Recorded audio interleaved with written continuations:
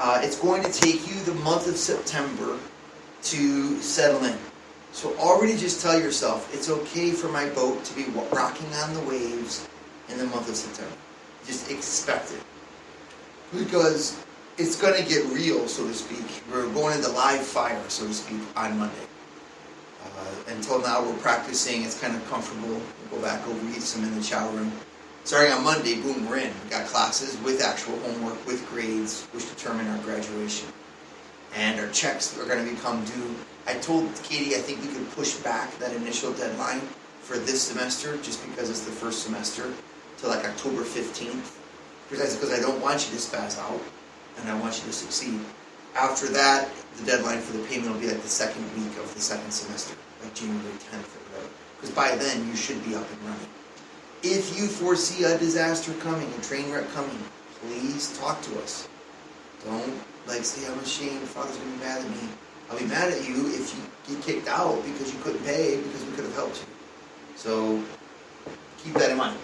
So as that gets going, so September's going to be rocky, and then there's also like the joys of the beginnings, and then it kind of like settles in a little bit. Maybe you find you're struggling in your own life with various things that has ramifications. In a community of 3, if one of us is kind of down, all of us are kind of down. It's like the advantage is that we're tight. The disadvantage is that you almost have to kind of always try to be cheerful as a virtue to build people up, because you can't hide. In a group of 8, 10, yeah, Susie's down, but it's not a big deal. She gets carried along. In 3, everyone's like, Gina, what's the matter? Vince, you didn't wear your stirrups today. So, as that all happens, the first thing you're going to say, I want to bail on, is theology and philosophy. Why are we doing this? This seems supplemental. It's actually not. And I'm going to tell you why it's not. Okay, so I want you to be convinced of this so that you approach these classes, I would say, with 2 things. The theology and philosophy classes should be approached with seriousness and with relish. Pickle.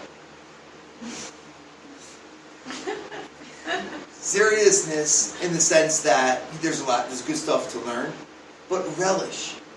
Here, I mean we want you to enjoy them. This should be something that makes you happy. Why? Because if you fail your theology class, you won't graduate from SJI. But failing your theology class will require more effort than passing it. You know what I mean? I don't want you to feel pressured about this thing. It's more like really we're giving it to you joyfully to share. And the classes are about God, which will be a terrific counterpoint to classes about accounting and whatever things you have to learn. So, why therefore do we do that? The first, for you guys, is because my life with Christ depends directly on my knowledge of Him. I would like your classes to take you beyond exhortation into foundation. Oh, Jesus. I love using words. Beyond exhortation into foundation. Most of where your companions are here. The Lighthouse Media CDs. That's like an advanced Catholic. If you listen to Lighthouse Media CDs, you're pumping. Podcasts. Whoa. It's like, there's, I've ceased to be impressed, okay? That's where most of you kind of like that's where your friends dwell. Exhortation. And it's very important because people are drowning and we're throwing them lifelines. And here, breathe this. Over there. I can see a light down here. That's exactly what it is. But the air is lousy, you're hardly breathing, and but that's kind of what that's all about. We want to get you beyond that. We want to get you into a foundation. Why? Because our formation is aimed at making you autonomous leaders. I don't want you guys to be out there being like, oh no, Father Karapi got in a scandal. Oh, well, I'm going to leave the faith. Oh, I'm in a parish where the Father doesn't preach well. Oh, I'm going to leave the faith. All this kind of like whining garbage. It's like, what the heck is that? And we're surrounded by it. Oh, Pope Francis is confusing. He's changing the church. I'm going to leave the faith. Oh, Pope Benedict doesn't change the church. I'm going to leave the faith. It's like everyone's going to leave the faith. They're waiting for an excuse to leave the faith. It's just ridiculous. It's because they don't have a foundation inside of them. Something solid where you're like, no. I know the faith. I want to make you to that. My life with Christ depends directly on my knowledge of Him. A great quote from Saint Jerome. Ignorance. You can fill it in for me? Of Scripture is ignorance of Christ. Who said that? Saint Jerome? No, who said that? Saint Oh, Jerome. great. That's With Brie. Yeah. or die. Live free or die. Oh my God. You live free or die. Do you get it? I don't know what It was a slogan for the Revolutionary War on the flags. Live free or die. Live free or die. Forget it. Ignorance of Scripture, the ignorance of Christ. Okay. So that's number one. So like, what an awesome reason for me to pay attention is that these classes will be relevant. We've chosen to make them relevant. We're not going to be studying crazy things that you don't care about. We're going to be studying everything that you should be caring about. Second is because my mission, I should put it this way, my job will be my mission field.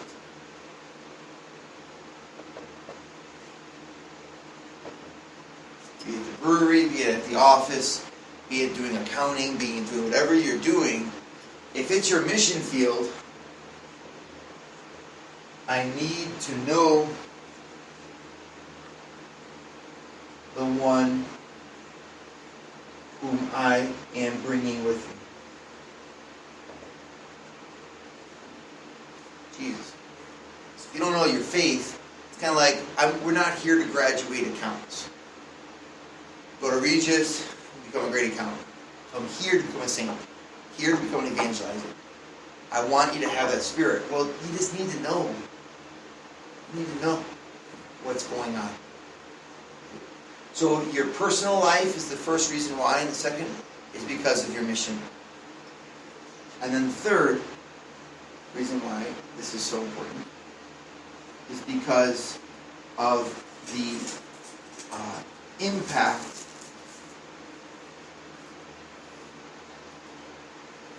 you must have on others. There is, after all, the Lord Himself. Go ye therefore and teach.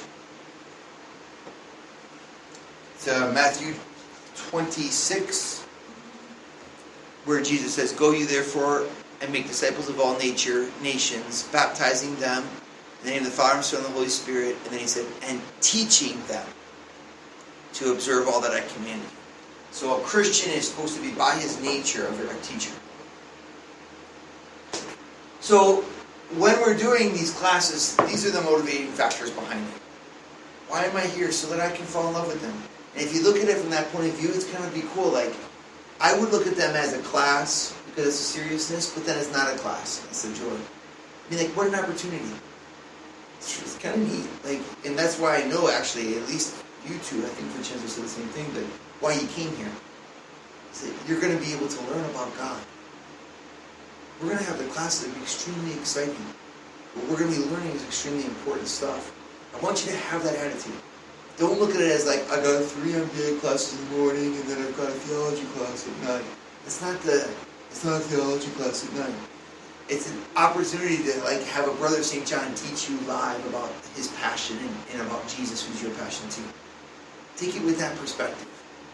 Try to get the content down. That's very important. but also like allow your heart to be fed by knowledge of Him. Second is because like we have a whole course, we're going to talk about it, but every semester we have the new evangelization.